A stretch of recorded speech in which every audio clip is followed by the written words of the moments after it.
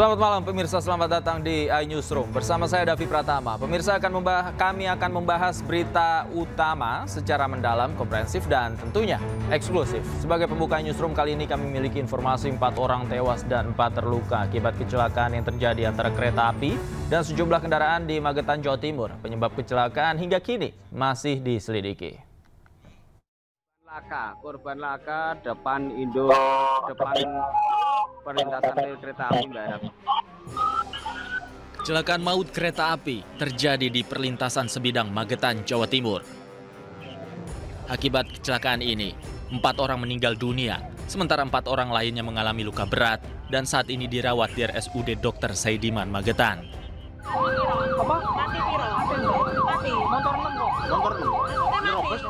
Kecelakaan terjadi pada Senin siang saat kereta api Malioboro Express rute Malang Yogyakarta melintas. Pada saat bersamaan, palang pintu terbuka, kemudian sejumlah kendaraan melewati perlintasan tanpa mengetahui ada kereta yang lewat. Akibatnya 7 kendaraan tertabrak dan terpental sejauh puluhan meter. Kronologi kejadian ternyata ada 2 kereta api, yang satu sudah lewat. Ternyata kereta api satunya masih posisi di jalan, palang pintu sudah dibuka. Akhirnya 8 motor ketabrak semua, tidak bisa menghindar. Diakibatkan kesalahan adalah di palang pintu kereta api yang dibuka akibat miskomunikasi 2 jalur kereta api. Saat ini seluruh korban meninggal dunia telah dievakuasi ke RSUD Dr. Saidiman. Sementara kasus ini kini ditangani oleh Polres Magetan. Dari Magetan, Jawa Timur, Tim Liputan iNews melaporkan. Dan untuk mengetahui informasi selengkapnya, kami telah terhubung dengan rekan kami Asfi Manar di RSUD Dr. Saidiman, Magetan, Jawa Timur. Selamat malam. Asfi, hingga saat ini bagaimana kondisi korban di RSUD Saidiman? Baik, selamat malam, Davi. Bisa saya laporkan bahwa saat ini saya ada di depan kamar jenazah, di mana 4 korban meninggal disemayamkan di sini dan tengah diidentifikasi atau di luar oleh pihak kepolisian. Dari 4 korban tersebut adalah Toto Hermanto, umur 52 tahun, warga Madiun. Kemudian Haryono, umur 54 tahun, warga Magetan. Rasya Madya, umur 23 tahun, warga Gemarang Madiun. Kemudian terakhir adalah Rama Zainul, umur 23 tahun, warga Magetan. Keempat jenazah ini saat ini tengah disemayamkan di kamar jenazah dan para keluarga sudah berdatangan untuk memastikan kondisi jenazah yang tengah disemayamkan di kamar jenazah ini. Baik, Asfi, bagaimana dengan korban luka yang saat ini juga masih dirawat? Dari keterangan terbaru bahwa dipastikan bahwa korban luka ada 5 orang yang saat ini ada di 2 rumah sakit, yaitu Rumah Sakit Saidiman Magetan dan Rumah Sakit Lanut Iswahyudi Magetan.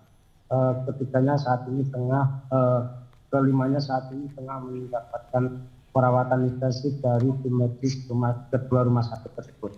Demikian. Baik, terkait korban meninggal dunia saat ini apakah sudah ada yang diserahkan kepada pihak keluarga?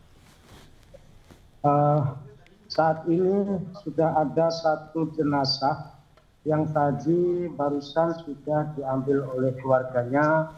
Dan masih beberapa di antaranya seperti yang terlihat di layar kaca Anda bahwa beberapa petugas tengah bersiap untuk melakukan pemulangan jenazah. Berikut ini ada beberapa keluarga juga sudah menanti kesiapan untuk pemulangan jenazah, bahwa suasana yang ada di sini begitu mengharukan, begitu sendu, di mana bahwa keempat jenazah tersebut saat ini memang benar-benar siap untuk dibawa pulang ke rumah masing-masing.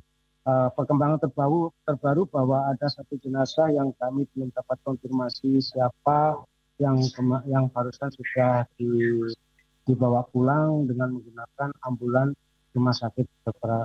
Saidman Magetan. Baik, kami melihat juga aktivitas di rumah sakit ramai, kemudian juga ada banyak orang di sana. Bisa Anda jelaskan kepada kami siapa saja yang berada saat ini di sana, kemudian apa yang mereka lakukan di RSUD Saidman? Baik, tentunya selain petugas kamar jenazah, di sini juga ada tim Inafis dari Polres Magetan dengan 1 unit kendaraan perlengkapannya. Sepanjang jenazah para korban ini dievakuasi ke kamar ini, tim inilah yang melakukan pemeriksaan dan otopsi luar untuk bisa memastikan identifikasi dari para korban yang meninggal tersebut. Baik, terakhir Asfi, apa yang dikatakan polisi terkait dengan kejadian kecelakaan hari ini? Apakah penyebabnya sudah diketahui? Kemudian juga terkait olah TKP juga sudah dilakukan? Sampai malam ini keterangan resmi tentang perkembangan penyebab utama dari kecelakaan tersebut belum ada update terbaru. Hanya dipastikan oleh Kapolres Magetan AKBP Raden Eki bahwa penyebabnya adalah palang pintu kedua, palang pintu yang terlanjur dibuka sebelum kedatangan kereta Malioboro Express. Inilah penyebab utamanya sehingga terjadi korban yang begitu masif. Demikian. Baik, terima kasih.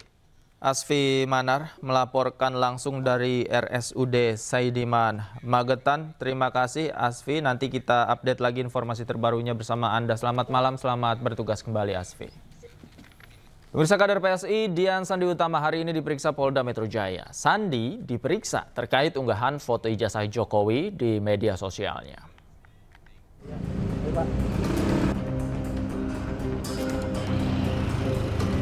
Kader Partai Solidaritas Indonesia Dian Sandi Utama memenuhi panggilan penyidik Polda Metro Jaya Senin pagi. Ia diperiksa terkait unggahan di akun media sosial pribadinya soal ijazah Presiden ke-7 RI Joko Widodo. Dian mengaku mengunggah foto ijazah tersebut didasari niat baik dan atas keinginannya sendiri untuk meluruskan asumsi liar di ranah publik soal isu ijazah palsu Jokowi. Saya ingin ini segera berakhir lah. Saya ingin ini semua berlalu. Hari ini saya terpanggil atas hati nurani saya untuk membuka kebenaran ini. Saya sudah melakukan, seperti yang saya sampaikan ke teman-teman, melakukan riset dari awal. Ya, saya bukan artinya pasang badan untuk Pak Jokowi ya. Tetapi saya memang merasa sedih Pak Jokowi digitu-gitukan sama mereka. Seperti yang disampaikan oleh Pak Jokowi, dihina-hina apa segala macam. Saya akan lawan mereka. Sampai kapanpun. Mau bagaimanapun saya akan lawan. Bagi saya ingin mention terutama untuk 2 orang, seperti Pak Rosyuro dan Dr. Tipa. Itu orang tidak bisa dipegang omongannya. Sebelumnya Dian Sandi Utama dilaporkan atas dugaan pelanggaran Undang-Undang Informasi dan Transaksi Elektronik atau ITE karena mengunggah foto ijazah Joko Widodo melalui akun media sosial X miliknya pada 1 April 2025 lalu. Tim Liputan iNews melaporkan. Kembali di Newsroom, pemirsa, pemerintah buka suara perihal nama Menteri Koperasi Budi Aristiadi yang terseret dalam persidangan kasus mafia akses judi online di Indonesia. Kepala Kantor Komunikasi Kepresidenan menyebut pemerintah menghormati proses hukum yang berjalan dan tak akan mengintervensi.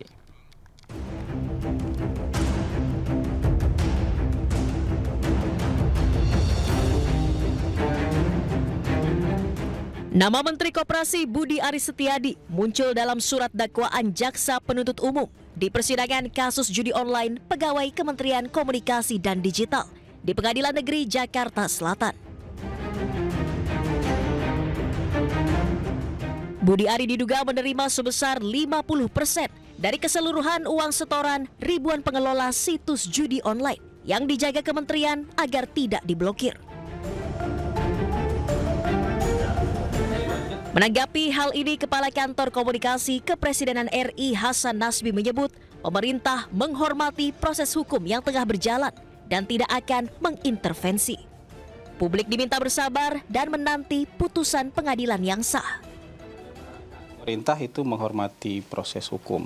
Jadi biarkan saja proses hukum ini berjalan dan kita yakin proses hukum ini akan membuka semuanya dengan terang benderang. Jadi yang salah akan dibilang salah di situ, yang tidak bersalah juga jangan dipaksakan jadi salah kan. Yang tidak bersalah juga nanti tentu akan terbukti tidak bersalah. Jadi kita tunggu saja proses-proses seperti ini dan kita harapkan masyarakat, teman-teman media juga memantau ini dengan proper. Jadi kita tunggu keputusan pengadilannya sehingga kita tidak mendahului keputusan pengadilan. Kasus judi online di Indonesia melibatkan 11 pegawai aktif Kementerian Komunikasi dan Digital. Sidang perdana perkara ini telah digelar pada Rabu 14 Mei 2025 lalu dengan agenda pembacaan dakwaan atas 4 terdakwa. Dalam kasus ini 4 orang masih dinyatakan buron dan dalam pengejaran pihak kepolisian. Tim Liputan iNews melaporkan. Sementara itu, Kejaksaan Agung menyebut apa yang ada di dalam dakwaan merupakan hasil dari penyidikan dan berikut keterangan lengkap Kapus Penkum Kejaksaan Agung Harli Siregar.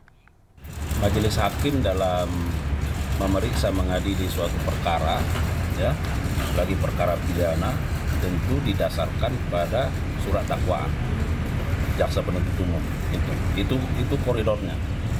Nah, jaksa penuntut umum dalam menyusun surat dakwaannya tentu berdasarkan fakta-fakta dalam berkas perkara. Itu ya, tidak boleh lari dari situ.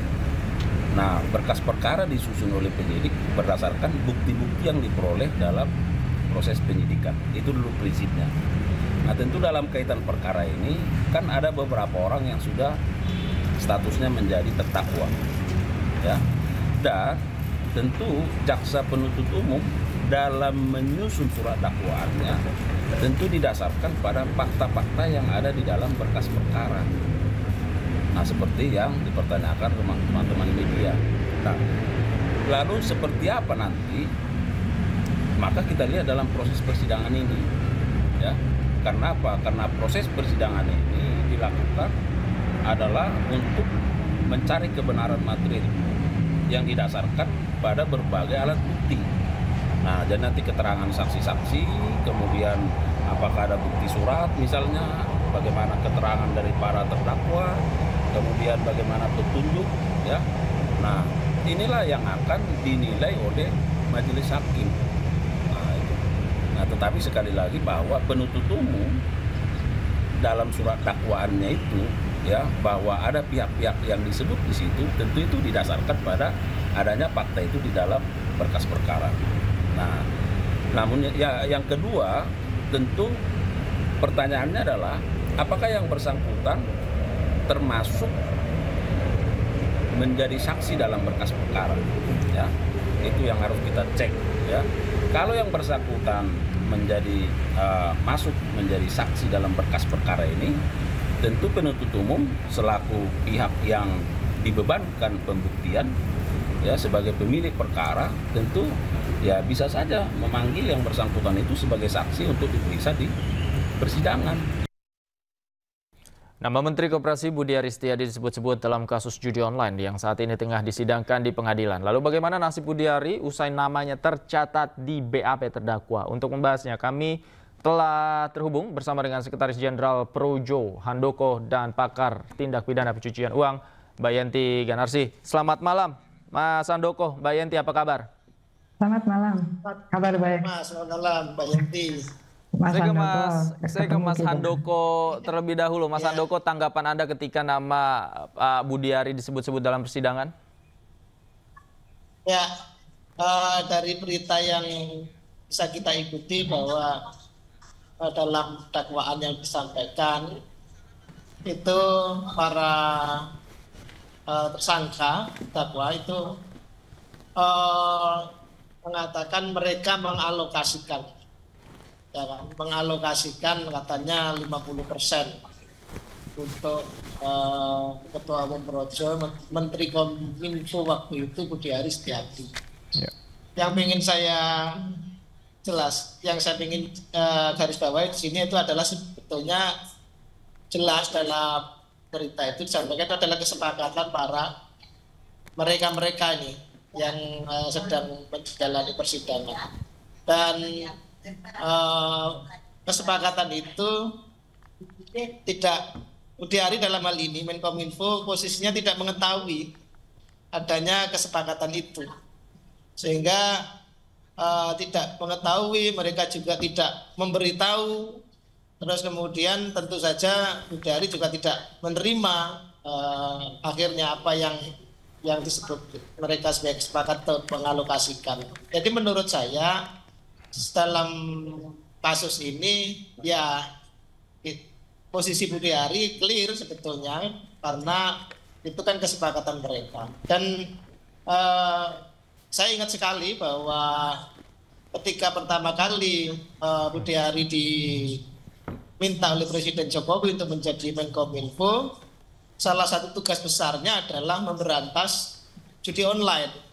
Dan kita tahu kemudian dalam masa kepemimpinan Budi Ari di Kominfo, urusan pemberantasan judi online ini sangat gencar sekali, sehingga memang kemudian menjadi topik sehari-hari lah dari Kominfo bahwa tentang pemberantasan judi online. Jadi saya pikir ini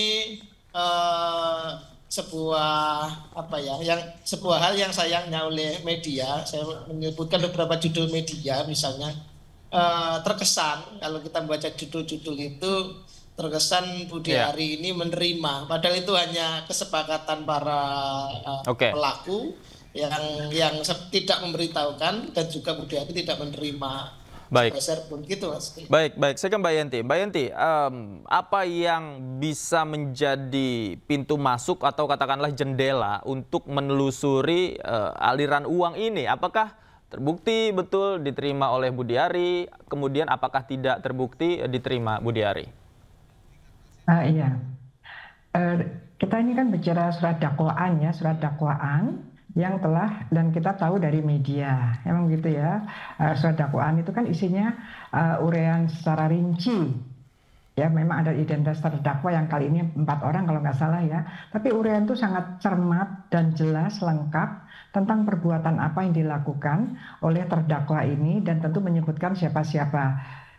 Pak Budi Ari ini kan tidak masuk, tetapi di dalam uraian perbuatan itu disebutkan oleh minimal Pak Zulkarnain, terus satu lagi Pak siapa ya itu ya, kemudian ada Tony itu ya Pak ya, Tony, kemudian itu semua sudah disebutkan. Nah di sana kan disebutkan bahwa ada 50% untuk Pak Budi Ari, 30 untuk ini, 20 untuk ini ya. Apakah itu alokasi dan itu belum dilakukan apa tidak? Memang sejak awal yang namanya judi online harus dirunut.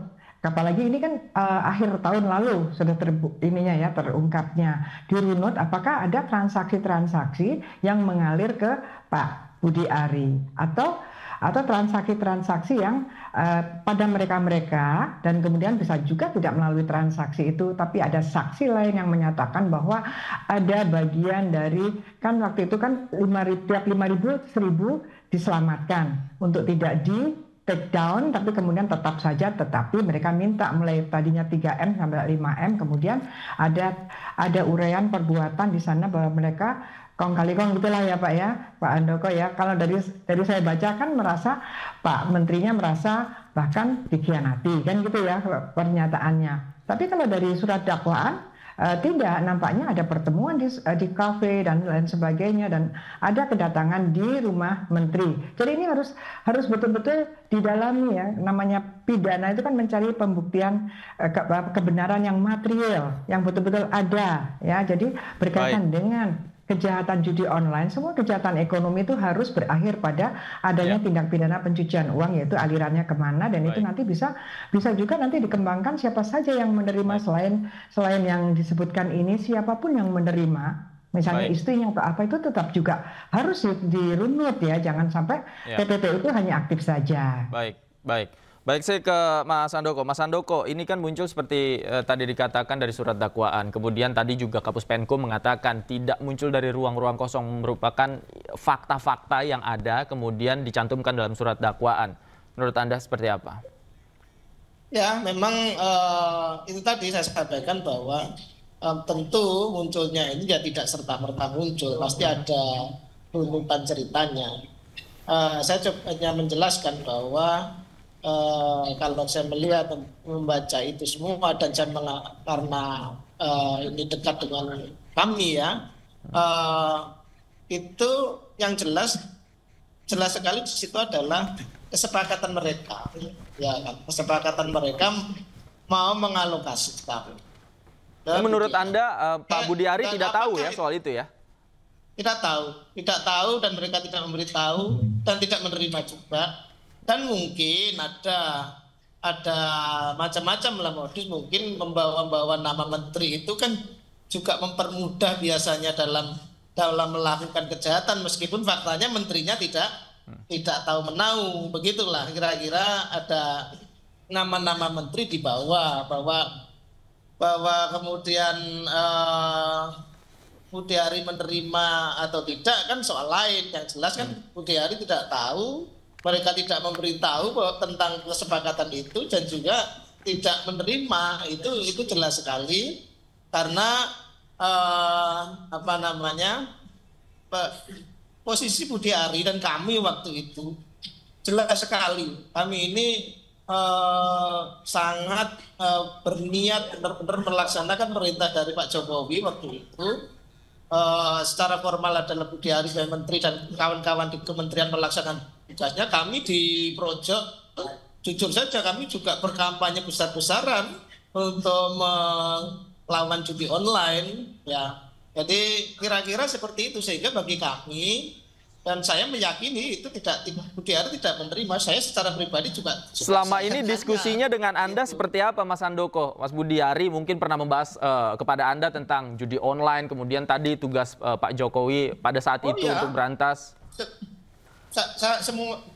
Semua Budiari dan saya sudah intens sekali berkomunikasi dan selalu disampaikan, juga termasuk dalam berbagai persoalan yang kemudian termasuk kasus-kasus hukum ini. Bahkan ya saya jujur saja nanya, lu terima enggak kan gitu kan, dan dijelaskan memang tidak menerima. Oh, Anda pernah bertanya itu? Kan.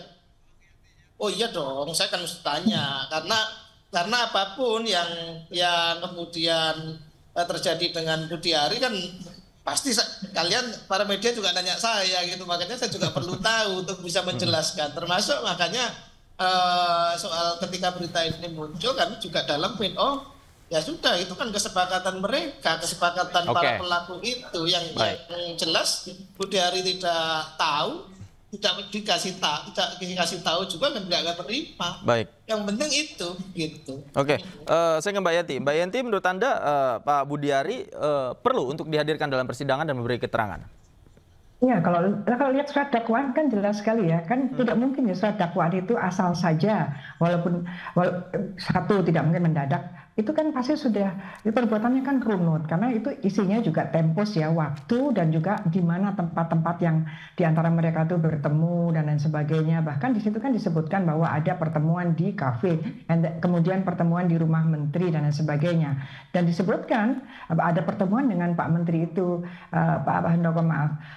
Ya pasti ya saya pertemanan ya tidak, kalaupun ya mudah-mudahan sih memang tidak ya Pak ya, tapi kan yang benar-benar terjadi kan ya Pak Handoko juga terbatas pengetahuannya, namanya orang lain apa tahu ya Pak ya, walaupun kita juga niatnya adalah memberantas korupsi, tapi ternyata kan, nah itu kan biasa itu yang sering terjadi, yang itu kita sayangkan sering terjadi seperti itu. Jadi kita sekarang melihat surat dakwaan itu betapa pentingnya, menurut saya berapa pentingnya harus dihadirkan, karena akan disampaikan itu semua akan dipanggil, semua yang disebut itu akan harusnya dipanggil gitu, dipanggil di pengadilan.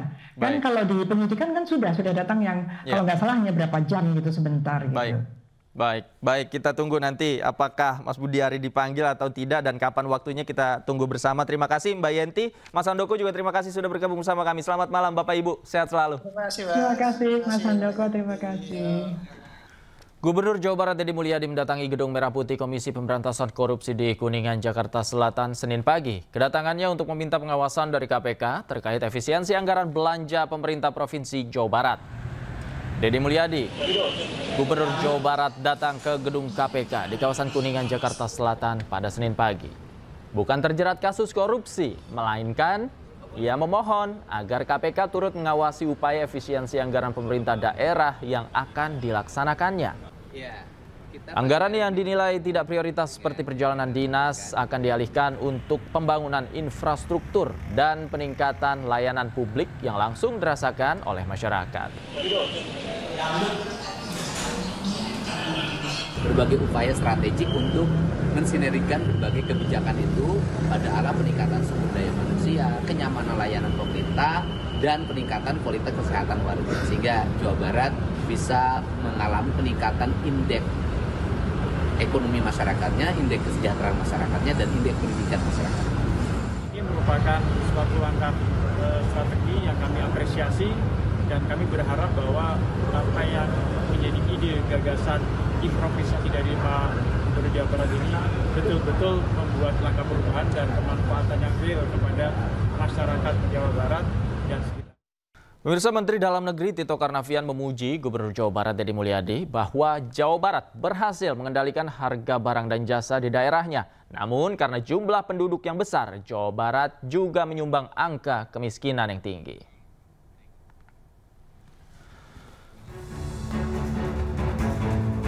Menurut Tito, salah satu provinsi penyumbang angka kemiskinan tertinggi adalah Jawa Barat. Tito menambahkan meski pertumbuhan ekonomi di beberapa daerah yang ada di Jawa Barat cukup tinggi, namun tidak paralel dengan tingkat kemiskinannya.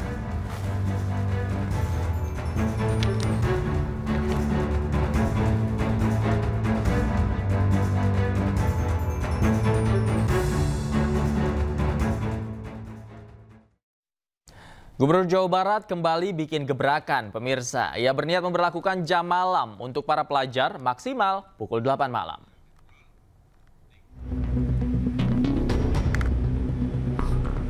Lagi-lagi, Deddy Mulyadi bikin gebrakan. Gubernur Jawa Barat ini mengklaim akan menyiapkan aturan pembatasan jam malam bagi pelajar yang berlaku khusus pada hari sekolah. Alasan penerapan aturan jam malam ini karena bagian dari upaya pengawasan ketat terhadap potensi penyalahgunaan narkoba dan minuman keras. Dalam aturan pembatasan jam malam ini, Deddy akan menetapkan batas maksimal pelajar berada di luar rumah adalah pukul 20 malam. Ia juga berharap di atas jam 8 malam tidak ada lagi pelajar yang berkeliaran atau nongkrong di luar rumah. Lakukan pengetatan pengawasan terhadap anak-anak sekolah, sehingga nanti di jam-jam tertentu mungkin saya akan memberlakukan pada hari-hari belajar itu tidak boleh lagi nongkrong di atas jam 8 misalnya, karena kan mereka harus di rumah. Karena ketika di luar itu godaannya terlalu banyak, sehingga hari ini saya juga bersyukur di berbagai tempat mengalami penurunan, anak-anak mulai bersekolah dengan baik, tawuran mulai menurun, kemudian juga anak-anak sudah senang berjalan kaki. Ini kan sebuah sinyal bahwa seluruh kebijakan akan berjalan manakala dilakukan secara sinergi. Selain kebijakan jam malam, Deddy Mulyadi juga melarang pelajar memakai motor ke sekolah jika belum memiliki surat izin mengemudi. Dari Bandung, Jawa Barat, Ervan David, iNews melaporkan. Usai mengikuti 2 pekan pendidikan di barak militer, 39 siswa bermasalah dikembalikan ke orang tuanya masing-masing. Tangis haru pun pecah dari para orang tua saat melihat perubahan sikap anak-anak mereka.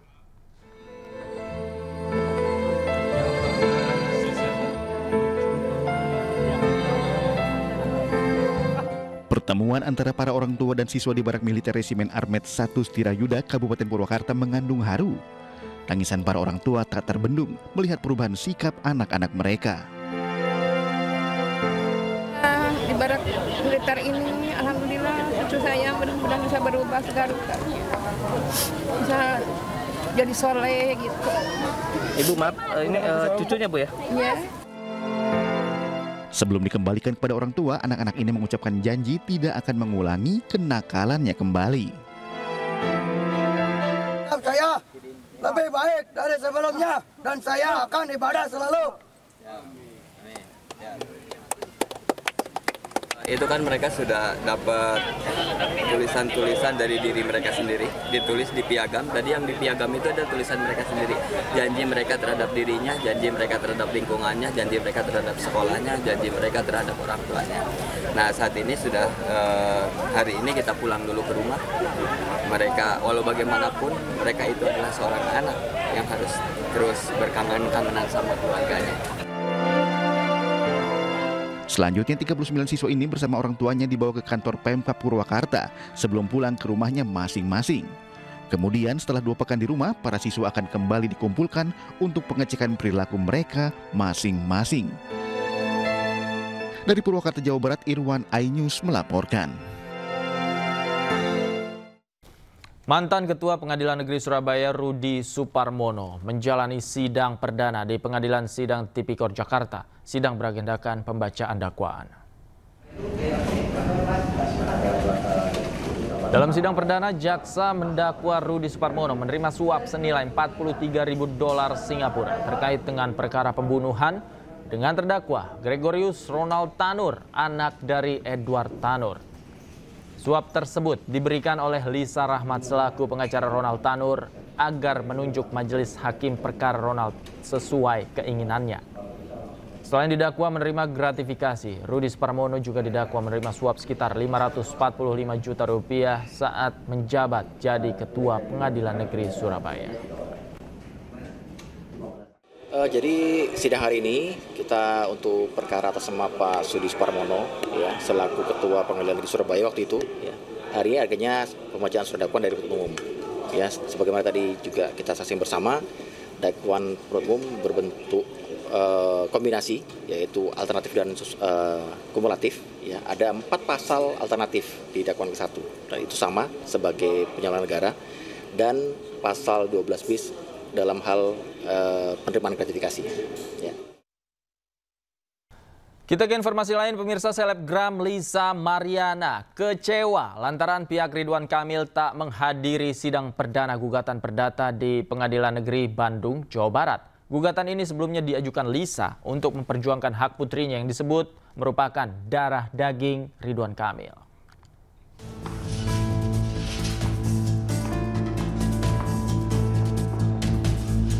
Didampingi tim kuasa hukumnya, Lisa Mariana menghadiri sidang perdana gugatan perdata terhadap mantan Gubernur Jawa Barat Ridwan Kamil di Pengadilan Negeri Bandung, Jawa Barat, Senin siang.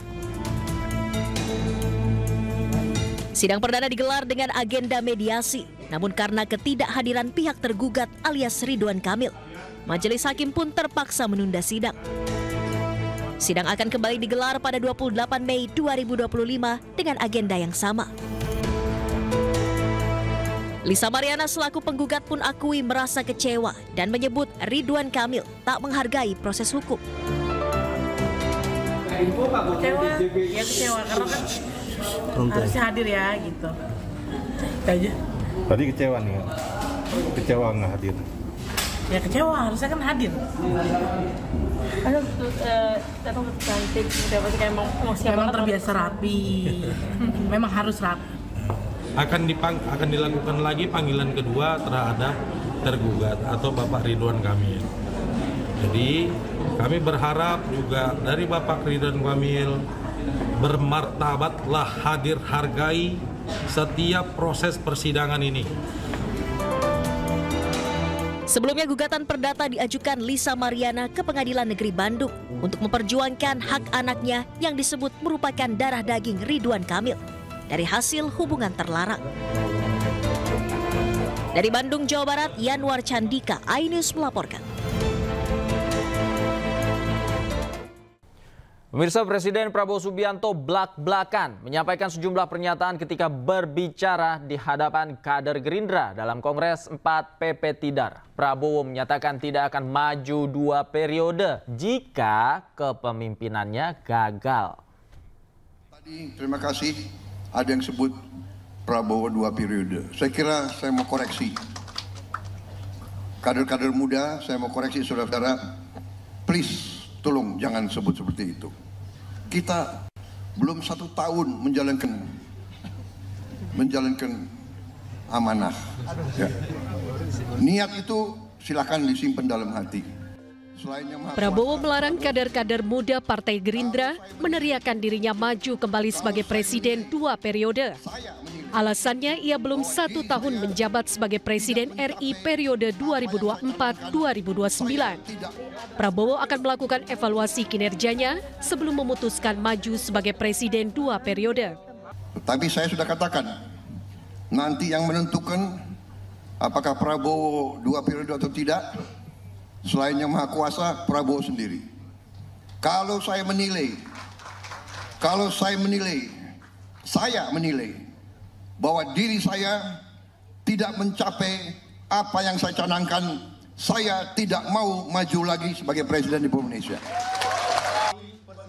Sebelumnya dalam Kongres keempat organisasi sayap Partai Gerindra Tunas Indonesia Raya di Jakarta, Rahayu Saraswati berharap dapat membantu Prabowo Subianto untuk bisa kembali terpilih menjadi presiden untuk periode kedua. Kita tak akan berhenti memastikan Mars Gerindra dan tidak dikumbangkan sampai Prabowo 2 periode dan Gerindra kita menangkan. Wakil Ketua Komisi 7 DPR RI tersebut juga menekankan aspirasi dari para kader pengurus Tidar di tingkat pusat maupun daerah untuk mendukung Prabowo. Dari Jakarta, Tim Liputan iNews melaporkan. Sebagai bentuk tanda terima kasih terhadap Presiden Republik Indonesia yang ke-7 karena telah memberikan pembangunan infrastruktur di kampung mereka, warga Karo membangun patung Jokowi di liang melas di atas Kabupaten Karo, Sumatera Utara.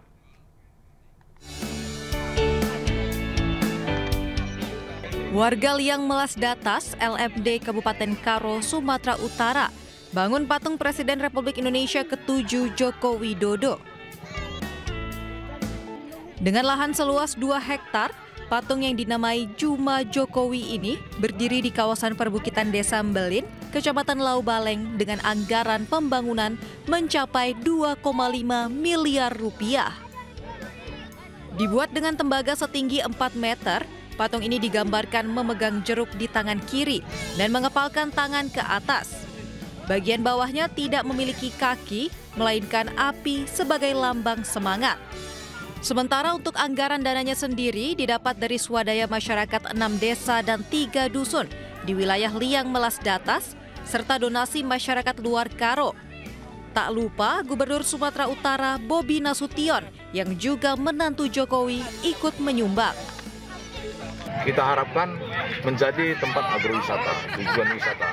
Jadi kita akan bangun di sini UMKM. Jadi seluruh nanti masyarakat LMD akan bisa ini kan punya LMD yang terdiri dari 6 desa 3 dusun. Jadi semua akan kita gabungkan di sini. Jadi ketika nanti ini sudah berjalan, UMKM-nya akan hidup.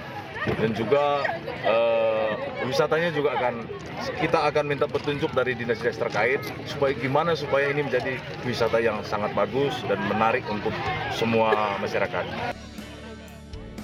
Pembangunan monumen ini merupakan bentuk tanda terima kasih warga Liang Melas Datas terhadap Jokowi yang telah memberikan pembangunan infrastruktur di kampung mereka.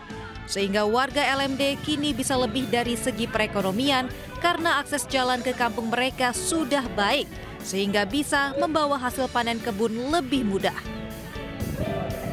Dari Kabupaten Karo, Sumatera Utara, Eka Hetriansyah, iNews melaporkan. Pemirsa, pernyataan Menteri Kesehatan Budi Gunadi Sadikin kembali ramai diperbincangkan. Dalam sebuah forum diskusi di Jakarta, Budi Gunadi menyatakan orang yang memiliki gaji 15 juta rupiah pasti lebih sehat dan lebih pintar jika dibandingkan dengan orang yang bergaji 5 juta saja.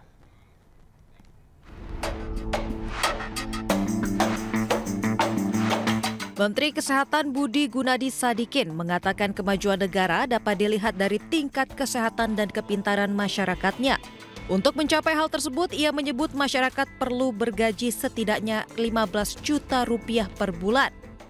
Menurut Budi, besaran gaji dapat menjadi tolak ukur kepintaran dan kesehatan seseorang. Menurut saya sih cuma 2. Apa sih bedanya orang yang gaji 15 juta sama 5 juta? Cuma 2. Satu 15 juta pasti lebih sehat dan lebih pintar. Kalau dia nggak sehat dan nggak pintar, nggak mungkin gaji 15 juta. Pasti gajinya 5 juta. Kalau dia pintar aja tapi nggak sehat, sama juga. Kalau dia sehat tapi nggak pintar, sama juga. Jadi harus sehat dan pintar. Itu sebabnya Kementerian Pendidikan dan Kementerian Kesehatan memegang peran penting. Saat ini rata-rata pendapatan masyarakat Indonesia di angka 5 juta rupiah per bulan. Menurut Budi, Indonesia masih punya waktu sampai 2030 untuk bisa menaikkan gaji rata-rata pekerja di angka 15 juta rupiah per bulan. Sebab pada tahun itu Indonesia akan menikmati puncak bonus demografi. Sebelumnya, pernyataan Menkes Budi Gunadi Sadikin juga pernah viral di media sosial. Ia menyatakan laki-laki dengan celana jeans berukuran di atas 33 lebih cepat menghadap Allah Subhanahu wa Ta'ala. Tim Liputan iNews melaporkan. Guru bekas Fakultas Kedokteran Universitas Padjadjaran meminta Presiden Prabowo Subianto mengevaluasi kinerja Menteri Kesehatan Budi Gunadi Sadikin. Menteri Kesehatan dinilai bertindak melampaui kewenangan sebagai pejabat negara karena membentuk kolegium versi pemerintah tanpa organisasi profesi dan universitas. Ketika pemerintah mengubah rumah sakit pendidikan menjadi pusat produksi dan deregulasi kompetensi tanpa ruang akademik, maka profesi medis tidak lagi menjadi pilar peradaban, melainkan alat sistem kekuasaan dan pasar. Ini bukan hanya krisis kebijakan, melainkan krisis nilai. Oleh karenanya, kami menilai bahwa 1. Kementerian Kesehatan RI telah bertindak melebihi kewenangan yang semestinya melekat pada jabatan sebagai pejabat negara yang menyelenggarakan urusan pemerintahan di bidang kesehatan. Kapolri Jenderal Listio Sigit Prabowo mengecam keberadaan grup Facebook Fantasi Sedarah. Kapolri berjanji akan menindak tegas para pelaku.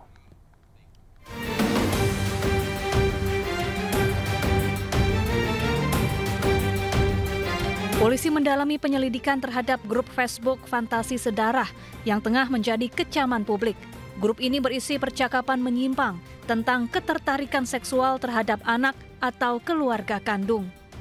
Kapolri Jenderal Listio Sigit Prabowo mengecam keberadaan grup tidak senonoh ini. Grup diduga memiliki ribuan anggota dan disebut telah eksis selama bertahun-tahun. Kapolri berjanji akan menindak tegas para pelaku. Ya, saya kira terhadap hal-hal yang berdampak, khususnya ini ancamannya terhadap masyarakat luas, Polri tentunya akan melakukan pendalaman, penyelidikan, dan tentunya akan tindak tegas. Dan itu bagian dari komitmen kita. Terima kasih. Sementara itu, Kementerian Komunikasi dan Digital telah memblokir 6 grup di Facebook berisi konten asusila yang membahas hubungan sedarah atau insest.